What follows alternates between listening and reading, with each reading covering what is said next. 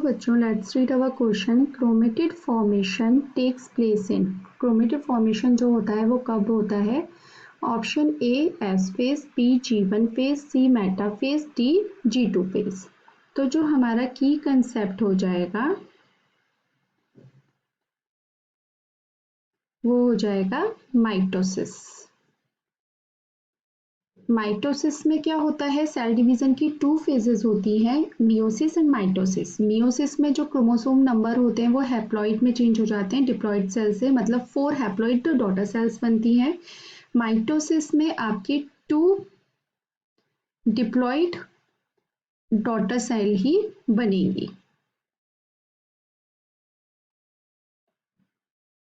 Okay, तो mitosis को equational division भी बोला जाता है क्योंकि इसमें जो क्रोमोसोम नंबर रहेंगे वो जो पेरेंट सेल में है उससे वो जब डॉटर सेल्स बनेगी उनमें भी वो सेम रहेंगे। अब माइटोसिस से पहले जो एक फेज आती है उसको बोलते हैं इंटरफेज।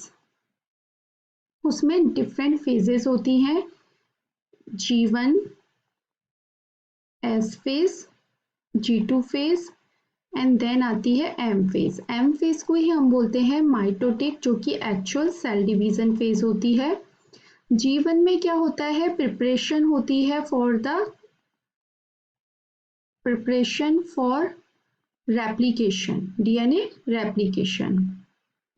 ठीक है, या जो भी आगे सेल डिवीजन के लिए रेप्लिकेशन के लिए जो भी तैयारियां होती हैं वो G1 में होती हैं।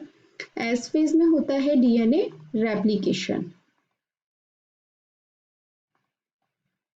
उसके बाद G2 में होता है, G2 में भी ग्रोथ और प्रिपरेशन होती है for the cell division. Okay, तो हम ये कह सकते हैं। और अब ये एक बची है मेटाफेज। जो माइटोटिक फेज होती है उसको भी आगे डिवाइड करते हैं किसमें? Prophase, metaphase, anaphase and telophase phase में है। ठीक है, और इसके बाद होता है साइटोकाइनेसिस।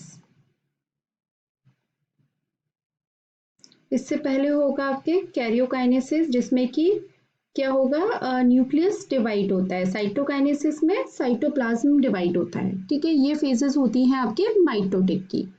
अब इसमें पूछा है क्रोमेटिड फॉर्मेशन कब होता है। ठीक है, तो हम एस फेज में हमारा क्या हो रहा है? डीएनए रेप्लिकेशन हो रहा है।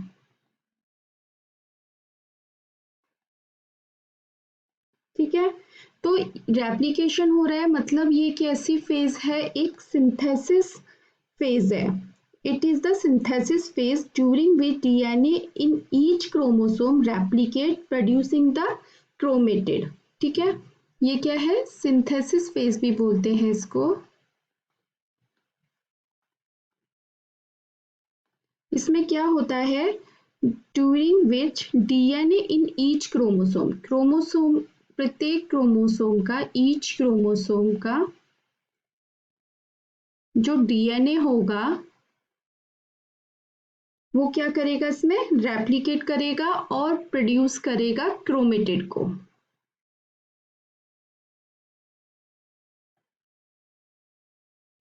ठीक है, प्रोड्यूस करेगा क्रोमेटिड को, और जो ये क्रोमेटिड प्रोड्यूस होते हैं वो आपस में क्या कहलाते हैं? सिस्टर क्रोमेटिड्स कहलाते हैं। ठीक है, तो अब हमें समझ में आ गया डीएनए रेप्लिकेशन हो रहा है तो मतलब क्रोमोसोम्स का जो प्रत्येक क्रोमोसोम का जो डीएनए है वो क्या कर रहा है? अपनी ही रेप्लिका में एक क्रोमेटिड बना रहा है, और उन क्रोमेटिड्स को आपस में क्या बोलते हैं? हम सिस्टर क्रोमेटिड बोलते हैं। तो हमारा जो आंसर हो जाएगा वो क्या हो जाएगा? Chromatid formation take place in S phase. G1 phase में नहीं क्यों होता? क्योंकि प्रिपरेशन फेज है।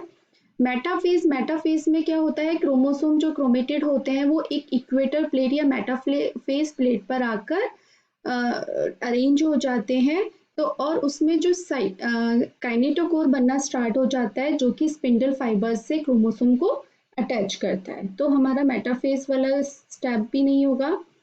फिर है आपका G2 फेज, तो G2 फेज भी प्रिपरेशन फेज है, ये भी नहीं होगा। तो हमारा जो आंसर होगा वो होगा option A, S phase. I hope आपको ये आंसर समझ में आया होगा। Thank you so much, all the best.